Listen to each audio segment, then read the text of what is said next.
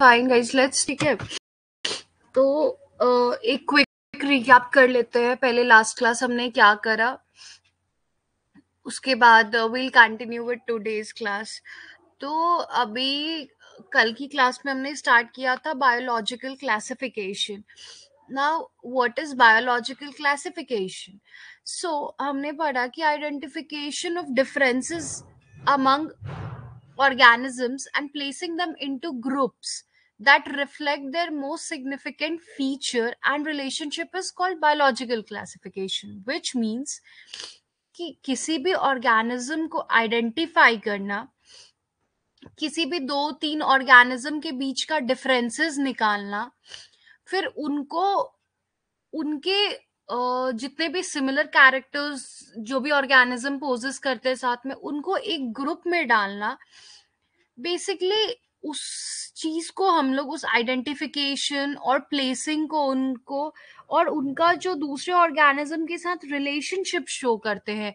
यानी कि एक ग्रुप में अगर दो ऑर्गेनिज्म रखा तो उस दो ऑर्गेनिज्म के बीच में क्या रिलेशनशिप है, बेसिकली उसको हम लोग बायोलॉजिकल क्लासिफिकेशन बोलते हैं। नाउ पहली बार बायोलॉजिकल क्लासिफिकेशन एरिस्टोटल ने दी थी। एरिस्टोटल ने बेसिकली बहुत ही सिंपल बेसिस ऑफ क्लासिफिकेशन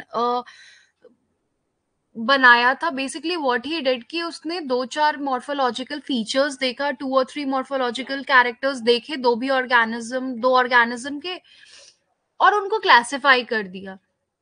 तो बेसिकली एरिस्टोटल ने प्लांट्स की क्लासिफिकेशन कैसे करी, तो प्लांट्स को उसने क्लासिफाई कर दिया ट्री, शर्ब्स और हर्ब्स में। और फिर एनिमल्स को जब क्लासिफाई किया तो एनिमल्स को दो ग्रुप में डाल दिया। One group was the red blooded animals जिनके अंदर रेड ब्लड्स प्रेजेंट थी, और दूसरा था एनिमल का ग्रुप में वो लोग जिनके पास रेड ब्लड प्रेजेंट नहीं थी। तो इट वाज बेसिकली इवेंचुअली यहाँ क्लासिफिकेशन स्टार्ट तो हो गई थी, but it was a disaster, क्योंकि there are so much of diversity in our planet। अब इतने सारे डाइवर्स प्लांट्स हैं, उनके फीचर्स बहुत डाइवर्स है। Just on these particular basis की ठीक है, दो तीन मॉर्फोलॉजिकल कैरेक्टर्स देख करके क्लासिफाई करना, it is not ethically correct, it is not visibly correct. तो क्योंकि हर एक प्लांट की मॉर्फोलॉजी ऊपर से नीचे आप कंप्लीट मॉर्फोलॉजी देखो तो सबकी अलग होती है, सबकी अनाटमी देखो तो अलग है, जीनोटाइप अलग है, सबकी सबकी साइटोलॉजी अलग है। तो सारे कैरेक्टर्स को देख करके हमें क्लासिफिकेशन करनी चाहिए, बट उस टाइम पे इतनी एडवांसमेंट नहीं थी कि इतने कैरेक्टर्स को देखा जाता। तो स्टडी पर्पस के बेसिस पे क्लासिफिकेशन करनी थी, तो व्हाट दे डिड वाज कि क्लासिफाई कर दिया दो तीन मॉर्फोलॉजिकल फीचर्स को देख करके और दो तीन एनिमल्स में बेसिकली ब्लड कंटेंट्स को देख करके। Then we studied systems of biological classification. तो हमने पढ़ा तीन सिस्टम्स होते हैं बायोलॉजिकल क्लासिफिकेशन के। पहला हो गया आर्टिफिशियल, दूसरा हो गया natural system of classification, and third one was phylogenetic system of classification। Now artificial system of classification क्या थी हमारी की? आर्टिफिशियल सिस्टम ऑफ क्लासिफिकेशन वही थी, फ्यू मॉर्फोलॉजिकल कैरेक्टर्स को देख करके 4 ग्रुप्स में डिवाइड कर दिया, हर्ब्स, अंडरशर्ब्स, सर्ब्स एंड ट्रीज। फिर कार्लस लीनियस ने भी एक क्लासिफिकेशन दी, आर्टिफिशियल क्लासिफिकेशन। तो उसने सेक्सुअल कैरेक्टर्स को देख करके क्लासिफिकेशन कर दी। तो बेसिकली 24 क्लासेस में डिवाइड कर दिया कार्लस लीनियस ने सेक्सुअल कैरेक्टर्स को देख के। तो उसने क्या देखा उसमें कि स्टेमेंस प्रेजेंट है, कार्पल्स प्रेजेंट है, तो वो देख करके 24 क्लासेस में प्लांट्स को डिवाइड कर दिया। बट इनका मेजर ड्रॉबैक हो गया कि नेचुरल और फाइलोजेनेटिक रिलेशनशिप को तो कंसिडर ही नहीं किया आर्टिफिशियल क्लासिफिकेशन सिस्टम ने। फिर क्या हुआ कि कुछ ही कैरेक्टर्स को देख करके उन्होंने क्लासिफाई कर दिया एनिमल्स, प्लांट्स को, एज आई टोल्ड यू, क्योंकि बहुत ज्यादा डाइवर्सिटी प्रेजेंट है। तो इतने डाइवर्स एनिमल्स, प्लांट्स प्रेजेंट है, तो आप दो चार कैरेक्टर्स को देख करके तो क्लासिफिकेशन कर नहीं सकते हो। देन आया natural system of classification. Natural system of classification को बहुत बेस्ट माना गया, क्योंकि इसमें उनकी morphology, reproductive feature, cytological features, जितनी ओवरऑल मॉर्फोलॉजी है, उनकी जितनी एनाटमी है, साइटोलॉजी है, सब कुछ को देख करके तब क्लासिफिकेशन की गई नेचुरल सिस्टम ऑफ क्लासिफिकेशन में. So natural system of classification किसने दी थी? तो natural system of classification John रे ने दी थी सबसे पहले. ठीक है. उसके बाद उसको बेंथम और हुकर ने उसको फिर से रीमॉडिफाई किया, थोड़ी मॉडिफिकेशंस की. जैसे कि उन्होंने क्या किया कि एंजियोस्पर्म्स और जिम्नोस्पर्म्स को इंक्लूड किया. उन्होंने क्या किया कि 2 सब किंगडम्स बनाए, क्रिप्टोगैमिया और फैनरोगैमिया. फिर फैनरोगैमिया को भी उन्होंने 3 क्लासेस में डिवाइड कर दिए. Those were the dicotyledons and monocotyledons. फिर क्या किया कि और उसमें जिम्नोस्पर्म्स. फिर इसकी भी डिमेरिट आई. अब ये इसको बिग हिट माना गया, it although it was very successful. But क्या हुआ इसमें, क्या डिमेरिट है कि इन्होंने फाइलोजेनेटिक ट्रेंड को फॉलो नहीं किया. उस टाइम तक क्या हुआ, जब जैसे एडवांसमेंट हुई तो फाइलोजेनेटिक कैरेक्टर्स बहुत ज्यादा ट्रेंड में आ गए. तो इनकी क्लासिफिकेशन की ड्रॉबैक ये थी कि इसमें फाइलोजेनेटिक कैरेक्टर्स को कंसिडर नहीं किया इन्होंने. ठीक है. और दूसरी सबसे बड़ी डिमेरिट क्या हो गई कि इन्होंने मोनोकोटिलेडोन्स और डाइकोटिलेडोन्स के बीच में जिम्नोस्पर्म्स को प्लेस किया. मोनोकॉट और डाइकॉट दो अलग चीजें हो गई और जिम्नोस्पर्म बिल्कुल डिफरेंट है उनसे. तो उनके बीच में जिम्नोस्पर्म्स को प्लेस करना was a major drawback. Then phylogenetic system of classification है. फाइलोजेनेटिक सिस्टम ऑफ क्लासिफिकेशन तब आई जब 1859 में डार्विन ने इवोल्यूशन का कॉन्सेप्ट लाया. उसके पहले तक इवोल्यूशन का कॉन्सेप्ट नहीं था, nobody was knowing about evolution. 1859 में डार्विन ने इवोल्यूशन लाई. डार्विन को फादर ऑफ इवोल्यूशन भी बोलते हैं हम लोग. तो जब डार्विन ने इवोल्यूशन का ट्रेंड लाया, इवोल्यूशन के बारे में लोगों को बताया, उसके बाद क्या हुआ कि फाइलोजेनेटिक सिस्टम ऑफ क्लासिफिकेशन काफी ट्रेंडिंग हो गया. तो basically phylogenetic system of classification में क्या होता है कि इवोल्यूशनरी रिलेशनशिप ऑफ ऑर्गेनिज्म के भी बेसिकली ऊपर ये बेस्ड होती है. ठीक है. नाउ ये पढ़ा था हमने लास्ट क्लास में. This was all about last class. अभी हम लोग कंटिन्यू करेंगे इसको और हम लोग किंगडम्स ऑफ क्लासिफिकेशन पढ़ेंगे. ठीक है. What are the basically kingdoms of classification?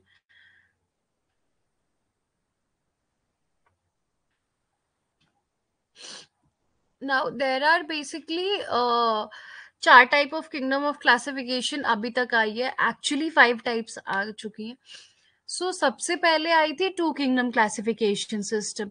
Now two kingdom classification system में क्या था हमारा कि two kingdom classification system Carolus Linnaeus ने दिया था. ठीक है. तो उसने जो क्लासिफिकेशन दी उसमें 2 ही कैटेगरी बनाई. एक प्लांट्स की कैटेगरी थी, एक एनिमल्स की कैटेगरी थी, जिनको उन्होंने नाम दिया किंगडम प्लांटी और किंगडम एनिमेलिया. ठीक है. उस टाइम पे मोनेरा और फंगी वगैरह सबको इन्हीं में कैटेगराइज कर दिया जाता था. ठीक है. तो किंगडम प्लांटी में कौन कौन से स्पीशीज हो गए? तो kingdom Plantae involves autotrophic fixed organisms, while kingdom animalia includes motile और हेट्रोट्रॉफिक ऑर्गेनिजम्स. यानी कि प्लांटी में वो लोग हो गए जो अपना खाना खुद बनाते थे, चाहे वो तुम्हारा मोनेरा हो, तुम्हारा एलगी हो, या ब्रायोफाइट्स हो. तो इन सबको प्लांटी में रख दिया. जो भी ऑटोट्रॉपिक ऑर्गेनिज्म है जो अपना खाना खुद बनाते हैं लाइट के थ्रू, तो वो ऑटोट्रॉपिक किंगडम प्लांटी में रख दिए गए. और जो फिक्स्ड ऑर्गेनिज्म है, यानी कि उनमें मोटिलिटी नहीं है, वो मूवमेंट नहीं कर सकते, एक जगह से दूसरी जगह नहीं जा सकते, तो उनको किंगडम प्लांटी में रख दिया. और किंगडम एनिमेलिया में रखा गया जो मोटाइल स्पीशीज है और हेट्रोट्रॉपिक ऑर्गेनिज्म है. यानी कि वो अपना खाना खुद नहीं बनाते, दूसरों के ऊपर फूड पे डिपेंडेंट थे, और वो लोग मोटाइल भी थे. लोकोमोशन प्रेजेंट हो या नहीं हो, बट वो मोटाइल थे. फिर क्या हुआ कि 2 ही कैटेगरी बना दी। तो ऑब्वियसली अगर हम सिर्फ 2 कैटेगरी बना रहे हैं, इतनी वास्ट स्पीशीज़ है, सिर्फ इस बेसिस पे कि कौन अपना खाना खुद, कौन ऑटोट्रॉपिक है, कौन हेटेरोट्रॉपिक है, या कौन फिक्स्ड है, कौन मोटाइल है, अगर इस बेसिस पे, सिर्फ इतनी सी बेसिस पे हम लोग क्लासिफाई करेंगे, तो ऑब्वियसली लिमिटेशंस तो होंगे ही होंगे। बट उस टाइम के लिए it was a major changement. चलो कुछ नहीं थी तो कुछ शुरू हुआ, क्लासिफिकेशन हुई, लोगों के लिए स्टडी करना इजी हो गया। जब फर्दर स्टडी हुई सॉरी गाइस,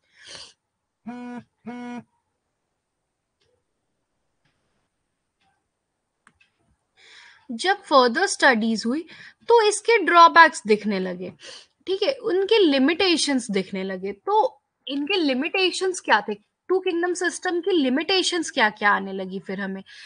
तो two kingdom system of classification का सबसे बड़ा लिमिटेशन पहला आया कि यूनिसेलुलर और मल्टी सेलुलर ऑर्गेनिजम्स को एक ही किंगडम में रख दिया, जबकि उनकी ऑर्गेनाइजेशन ही डिफरेंट है। एक यूनिसेलर है, एक ही सेल से बना है, एक मल्टी सेलुलर है जिसके अंदर different types of cells present है। तो बेसिकली उनकी साइटोलॉजी स्टडी नहीं की गई, उनको एक ही कैटेगरी में रख दिया गया, जबकि यूनिसेलर ऑर्गेनिजम्स डिफरेंट है, मल्टी सेलुलर ऑर्गेनिजम्स डिफरेंट है, उनका लिविंग स्ट्रक्चर डिफरेंट है, उनकी साइटोलॉजी डिफरेंट है, उनका एनाटॉमी डिफरेंट है, उनकी एम्ब्रियोलॉजी डिफरेंट है। तो बेसिकली पहली लिमिटेशंस हो गई कि यूनिसेलुलर और मल्टीसेलुलर को इकट्ठे एक ही ग्रुप में रख दिया गया, जबकि वो लोग डिफरेंट ऑर्गेनिजम्स हैं। फिर क्या किया गया कि बैक्टीरिया और साइनोबैक्टीरिया को प्लांट्स के अंदर में रख दिया, जबकि वो तो प्रोकैरियोट्स है। प्लांट्स हमारा यूकैरियोटिक ऑर्गेनिज्म हो गया, जबकि जो बैक्टीरिया और साइनोबैक्टीरिया वो तो प्रोकैरियोट्स है। तो यहाँ पे अगेन यहाँ पे भी वही चीज हो गई कि न्यूक्लियर स्टडी नहीं की गई, उनका आरएनए और डीएनए स्ट्रक्चर नहीं देखा गया, सेल वॉल नहीं देखी गई, एनाटॉमी नहीं देखी गई, और उनको प्लेस कर दिया सबको प्लांट्स में। Now imagine bacterias and these fungi, everything is considered in plants, ethically it is not okay। फिर क्या किया गया कि तीसरी ड्रॉबैक आई कि लाइकेंस को भी प्लांट्स में डाल दिया, जबकि वो लोग सिम्बायोटिक ऑर्गेनिजम्स हैं। फंगाई को भी प्लांटी में इंक्लूड कर दिया गया, जबकि वो नॉन फोटोसिंथेटिक है और हेट्रोट्रॉपिक भी थे। अभी इनका खुद का देखो, एक चीज नोटिस करो कि इनकी खुद की चीजें ही कॉन्फ्लिक्ट कैसे कर गई। फंगाई को प्लांटी में रख दिया, प्लांटी को आपने ये बोल के कैटेगराइज किया कि प्लांटी वो है जो ऑटोट्रॉफिक है, अपना खाना खुद बनाता है और फोटोसिंथेसिस करता है, बट फंगी तो फोटोसिंथेटिक नहीं करता है, फोटोसिंथेसिस नहीं करता है दूसरी चीज वो हेट्रोट्रॉपिक है, तो फंगी प्लांटी में कैसे प्लेस हो जाएगा। तो बेसिकली ये सारे ड्रॉबैक्स आए कि यूनिसेलर मल्टी सेलर को एक में रख दिया, बैक्टीरिया साइनोबैक्टीरिया को भी प्लांटी में रख दिया हमने, लाइकेंस को भी प्लांटी में रख दिया, फंगी को भी किंगडम प्लांटी में ही कैटेगराइज कर दिया। तो इतने सारे ड्रॉबैक्स आ गए two kingdom system of classification के कि इसको एक्सेप्ट कर पाना वाज वेरी डिफिकल्ट, कि इसको एक्सेप्ट किया जाए और फर्दर स्टडी के लिए इसको यूज किया जाए। तो two kingdom of classification system के इतने ड्रॉबैक्स के बाद इसको रिजेक्ट कर दिया गया ना। उसके बाद जब टू किंगडम क्लासिफिकेशन सिस्टम को हमने रिजेक्ट कर दिया, तो फिर आया हमारा थ्री किंगडम क्लासिफिकेशन सिस्टम, ठीक है। Now three kingdom classification system में क्या क्या किया गया कि प्लांटी और एनिमेलिया तो थी ही पहले से, इसमें प्रोटिस्टा को हमने अलग कर दिया, ठीक है। एक तीसरी ग्रुप बनाई हमने, that was named as Protista. तो अर्नस्ट हैकल ने बेसिकली प्रपोज्ड किया था, और ये classification three kingdom classification Ernst Haeckel ने ही दी थी, ठीक है। और उसने क्या किया कि जितने भी वन सेल्ड यूकैरियोट्स थे उनका एक सेपरेट किंगडम बना दिया, जिसको कि उन्होंने प्रोटिस्टा नाम दिया।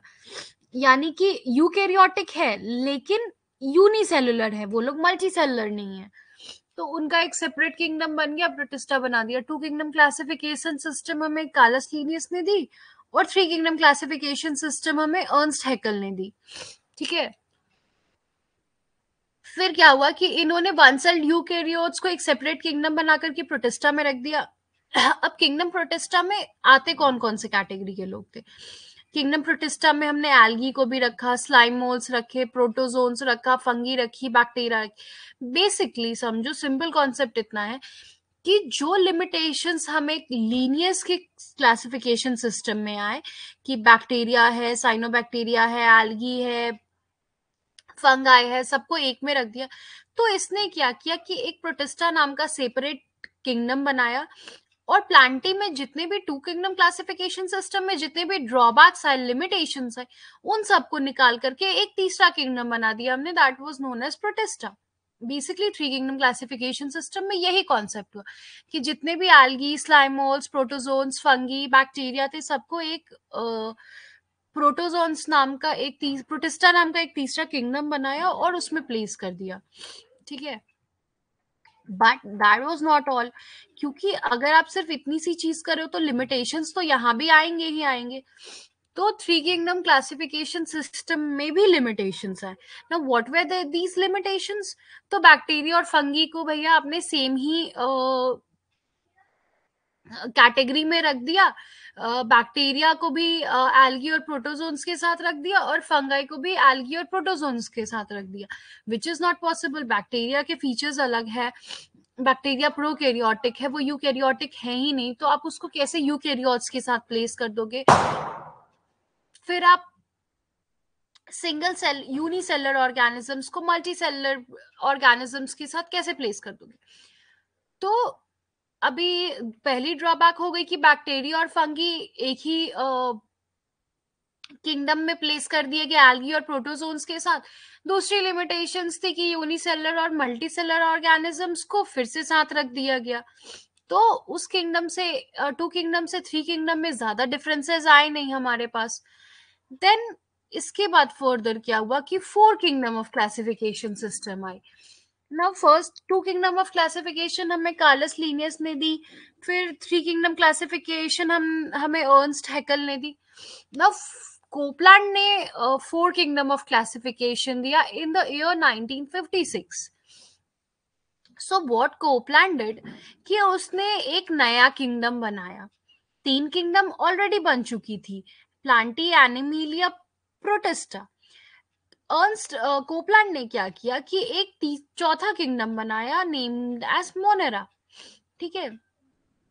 तो he established a new kingdom named as Monera, और उसमें क्या किया कि जितने भी ए सेलुलर प्रोकैरियोट्स थे जिनके अंदर के इंसिपिएंट न्यूक्लियस प्रेजेंट थे, और जितने भी ब्लू ग्रीन एल्गी थे, बेसिकली बैक्टीरिया को एक अलग किंगडम में रख दिया।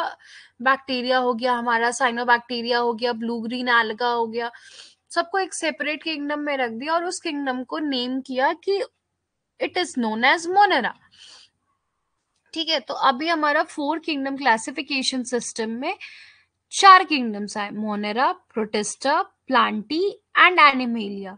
बेसिकली प्लांटी को हम लोग मेटाफाइटा भी बोलते हैं और एनिमेलिया को मेटाजोआ भी बोलते हैं, ठीक है। तो ये था हमारा four kingdom of classification system, ठीक है। तो अभी जैसे चार कैटेगरी कर बनाई हमने, पहले से तीन कैटेगरी थी, प्रोटिस्टा, प्लांटी और एनिमेलिया की, चौथी ऐड हो गई मोनेरा की। तो मोनेरा में आगे हमारे प्रोकैरियोट्स जैसे कि बैक्टीरिया हो गया, साइनोबैक्टीरिया हो गया, ब्लू ग्रीन एल्गा हो गया। फिर प्रोटिस्टा में कौन कौन आया? तो प्रोटिस्टा में जितने भी सिंगल सेल्ड यूकैरियोट्स थे, बेसिकली जो अर्नस्ट हैकल ने दी थी वो सेम रहा, बस उसमें से बैक्टीरिया को निकाल दिया। तो जितने भी प्रोटिस्टा में वो लोग आए जितने भी सिंगल सेल्ड यूकैरियोट्स थे, जैसे कि हमारा एल्गी हो गया, फंगाई हो गया, प्रोटोजोन्स हो गया, ये सारे हमारे प्रोटिस्टा में आते थे फोर किंगडम क्लासिफिकेशन सिस्टम में। और हमारा जो मेटाफाइटा हो गया यानी कि किंगडम प्लांटी हो गया, उसमें जितने भी हायर प्लांट्स थे वो सब आते थे, whether it be your bryophytes, pteridophytes, gymnosperms और एंजियोस्पर्म्स, ठीक है। और मेटाजोआ जो हो गया हमारा, जो किंगडम एनिमेलिया है, उसमें बेसिकली वर्टिब्रेट्स और इनवर्टिब्रेट्स प्रेजेंट थे। तो that was about four kingdom classification system. But इतना करने के बाद भी इसके अंदर भी कुछ ना कुछ ड्रॉबैक्स तो रह ही गए। And what was these drawbacks? तो इसका लिमिटेशंस ये था कि मोनेरा तो हमने एक अलग किंगडम बना दी, which is a good thing कि ठीक है, बैक्टीरिया को हमने अलग क्लासिफाई कर दिया क्योंकि वो प्रोकैरियोट्स है. But what about protozoans? अभी एनिमीलिया और प्लांटी तो ठीक है, बट प्रोटोजोआ का क्या? किंगडम प्रोटिस्टा का क्या?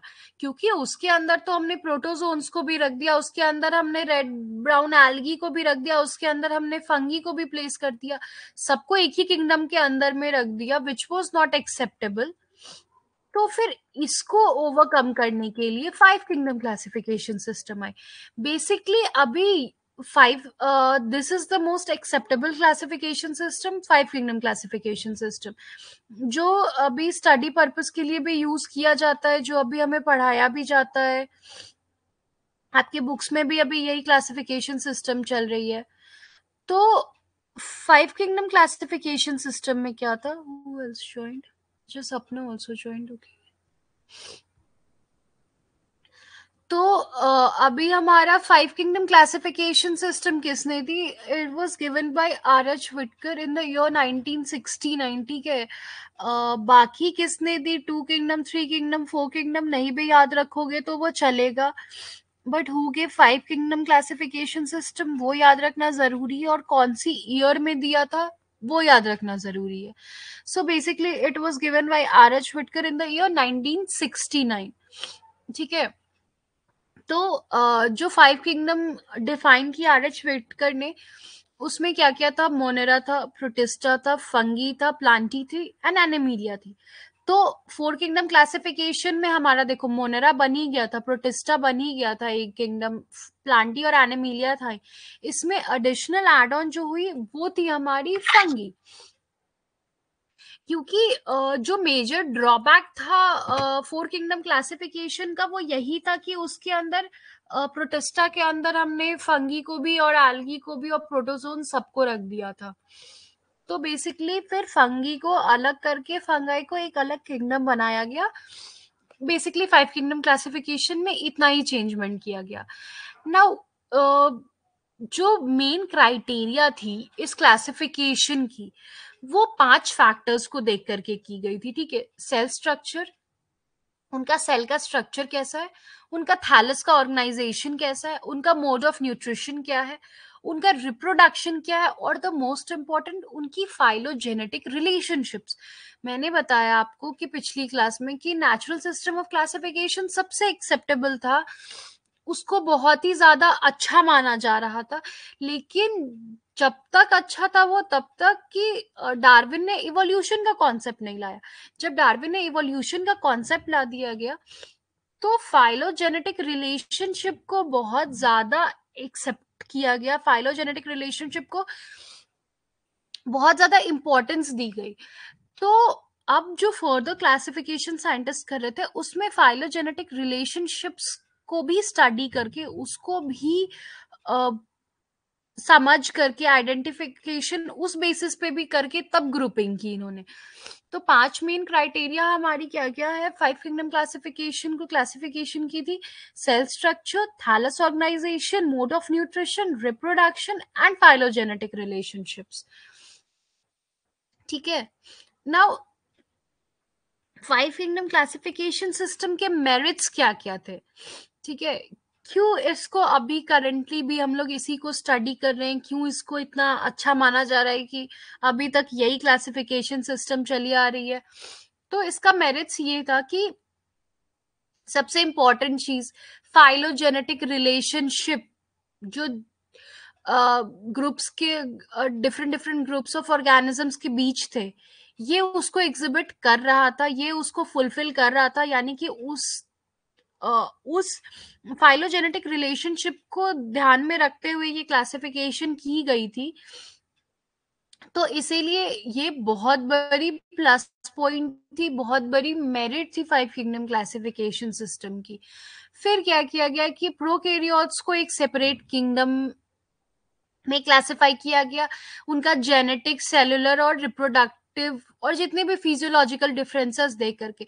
यानी कि बेसिकली सिर्फ एक दो फीचर्स को नहीं देखा गया इसमें, उनका ओवरऑल फिजियोलॉजिकल अपीयरेंस, उनका रिप्रोडक्शन, उनका सेलुलर स्ट्रक्चर, उनका जेनेटिक स्ट्रक्चर, सारी चीजों को कंसिडर करके तब प्रोकैरियोट्स की ग्रुप बनाई गई, तब प्रोकैरियोट्स को उस बेसिस पे रखा गया, ठीक है।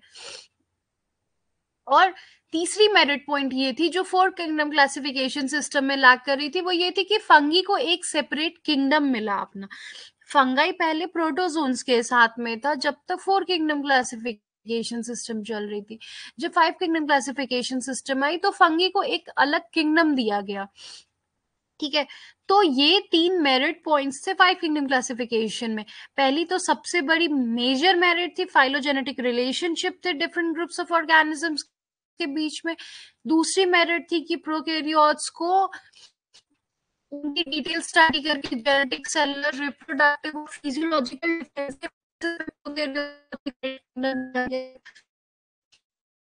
फंगी से दिया हमने, बट कि जैसी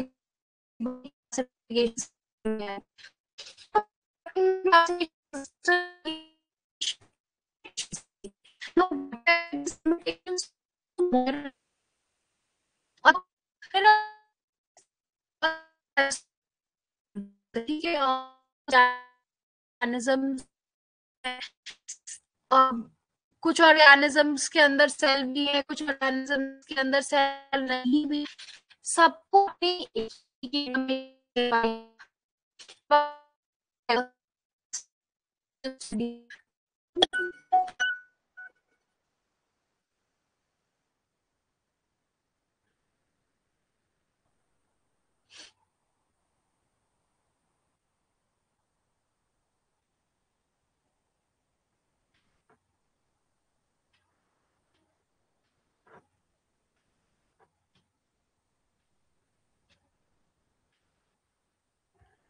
yes, Malini, you wanted to ask something? मैं देखी अभी सही आ रही है? बहुत स्लो आ रही है, बहुत स्लो आ रही है बहुत। Okay, actually I'm not okay today. अभी ठीक आ रही है क्या? यस मैं अभी ठीक है। ठीक है। Till where you people have heard or something, you people, I ma'am was not last audible. वो होगा था, ब्रेक हुआ था, ब्रेक हुआ था Okay, last fine. Last. Okay, fine. I'll repeat the last line. Okay ma'am, okay ma'am.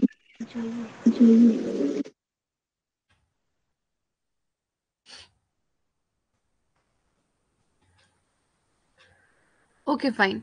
सो हर चीज की जब मेरिट होती है तो हर चीज की कुछ डिमेरिट्स भी आती है, ठीक है। तो अभी क्या हुआ कि इसकी तीन मेरिट पॉइंट्स हमने देखी कि फाइलोजेनेटिक रिलेशनशिप को एग्जिबिट कर रहा था, प्रोकैरियोट्स को हमने एक अलग ग्रुप दे दिया, फंगाई को एक अलग ग्रुप, एक सेपरेट किंगडम दिया हमने। नाउ इसकी डिमेरिट्स क्या थी, इनकी इसकी ड्रॉबैक क्या हो गई? तो सबसे जो बड़ी ड्रॉबैक हुई वो क्या थी कि मोनेरा और प्रोटिस्टा के अंदर बहुत डाइवर्सिटी है, ठीक है। Monera and protista are very diverse itself, क्योंकि दोनों के अंदर ऐसा है कि फोटो सिंथेटिक ऑर्गेनिजम्स भी हैं, हेट्रोट्रॉपिक ऑर्गेनिजम्स भी हैं, प्लस उसके अंदर बहुत सारे ऑर्गेनिजम्स ऐसे हैं जिनके अंदर सेल प्रेजेंट है और कुछ ऑर्गेनिजम्स ऐसे हैं जिनके अंदर सेल वॉल प्रेजेंट नहीं है। सबको आपने एक ही ग्रुप में कैटेगराइज कर दिया। दूसरी सबसे बड़ी चीज थी कि वायरस और viroids are very different things, ठीक है। किसी भी क्लासिफिकेशन सिस्टम में वायरस और वायरॉइड्स को एक प्रॉपर जगह नहीं दी गई। जितनी भी क्लासिफिकेशन सिस्टम में पढ़ोगे कहीं भी वायरस और वायरॉइड्स को एक भी जगह नहीं दी गई। फाइव किंगडम क्लासिफिकेशन सिस्टम को ही हम लोग डिटेल में पढ़ेंगे, तो आई लेट यू नो कि वायरसेस और वायरॉइड्स को भी इन्होंने कोई पर्टिकुलर किंगडम में क्लासिफाई नहीं किया, जबकि वायरसेस और वायरॉइड्स को भी एक सेपरेट किंगडम की जरूरत थी।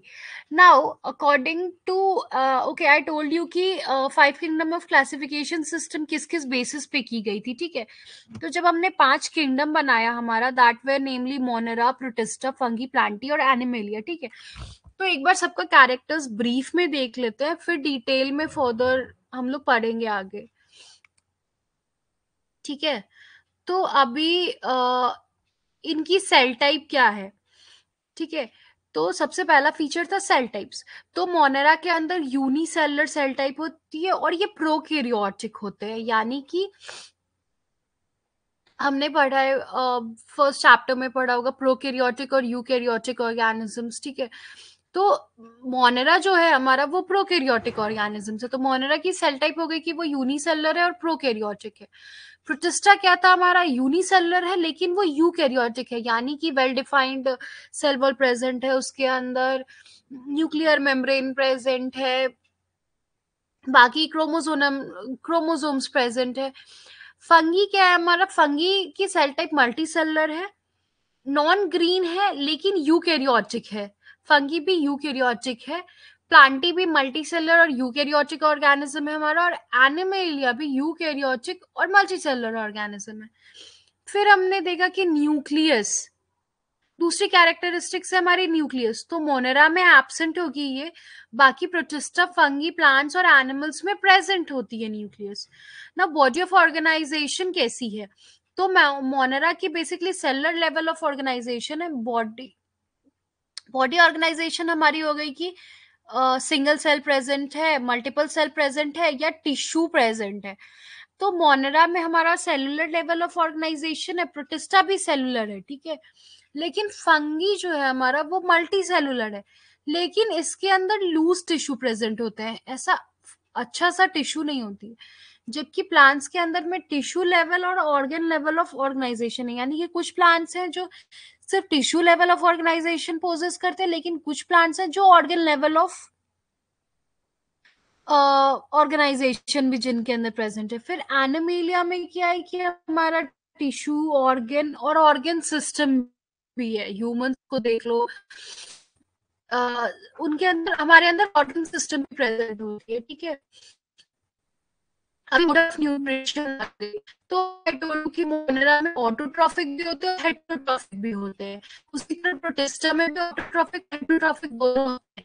जो अब मैंने बताया कि फाइव किंगडम ऑफ क्लासिफिकेशन की ड्रॉबैक लिमिटेशंस ये भी है कि मोनेरा के अंदर ऑटोट्रॉफिक और हेटेरोट्रॉफिक दोनों है, और प्रोटिस्टा के अंदर भी है, बट सबको हमने एक ही किंगडम में डाल दिया है ना। फंगाई में क्या है, मोड ऑफ न्यूट्रिशन इनका सैप्रोफाइटिक होता है, ठीक है, पैरासाइटिक होता है, और कुछ जो होते हैं ये तुम्हारा सिम्बायोटिक भी होते हैं, पैरासाइटिक होते हैं, समटाइम्स सिम्बायोटिक भी होते हैं। प्लांटी में क्या होता है कि ऑटोट्रॉफिक होता है, और एनिमेलिया भी ऑल नो हेटेरोट्रॉफिक होते हैं। तो एग्जांपल्स का क्या होगा,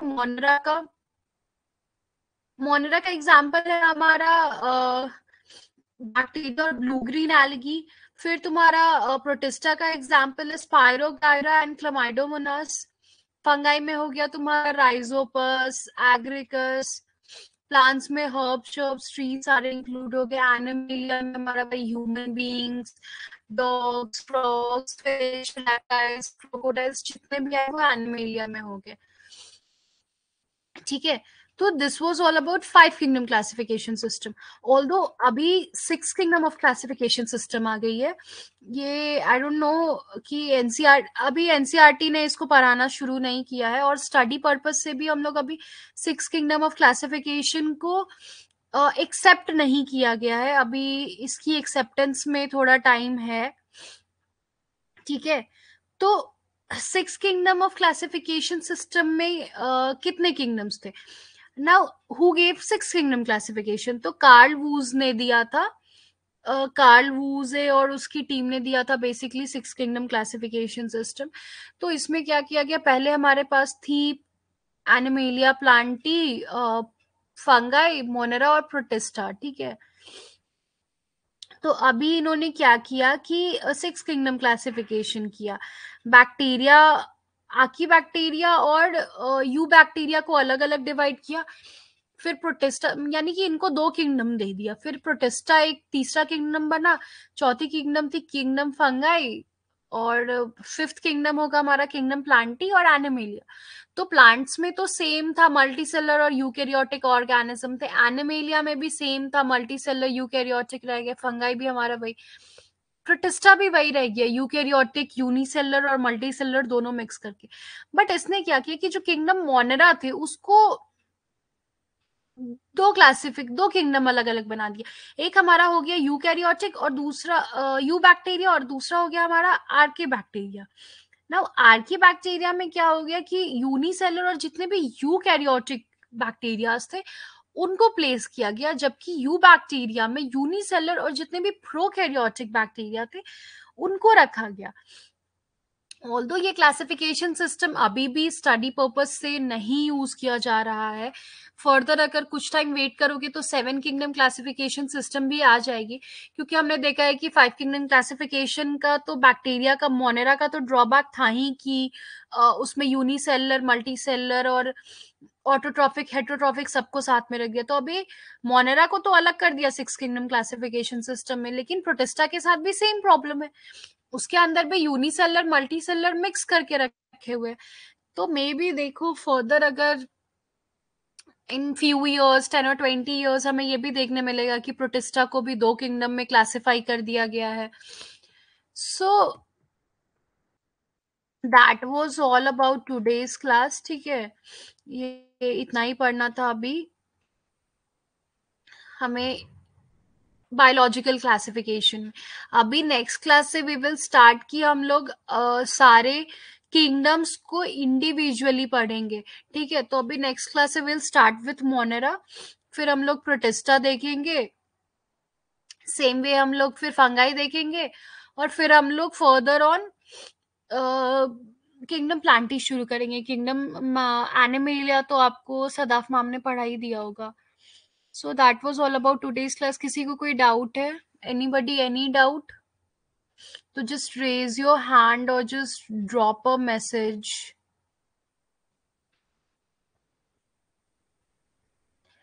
Anybody any doubt? Deepika, Anurag, Malini, सपना, किसी को भी कोई डाउट है तो just raise your hand or just drop a message in a chat section or just raise your hand. I'll clear your doubts. अभी अगर इस क्लास की डाउट है तो, या लास्ट क्लास की भी डाउट है तो भी you can say.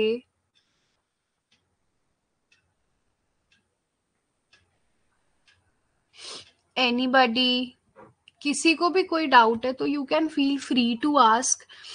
It's not necessary कि ठीक है एक को समझ आ गया तो सबको वो चीज समझ आ जाए। हर किसी का अपना परसेप्शन होता है समझने का। कोई डाउट हो तुम लोगों को, कोई चीज समझ ना आए किसी भी लेक्चर में, तो यू कैन जस्ट से।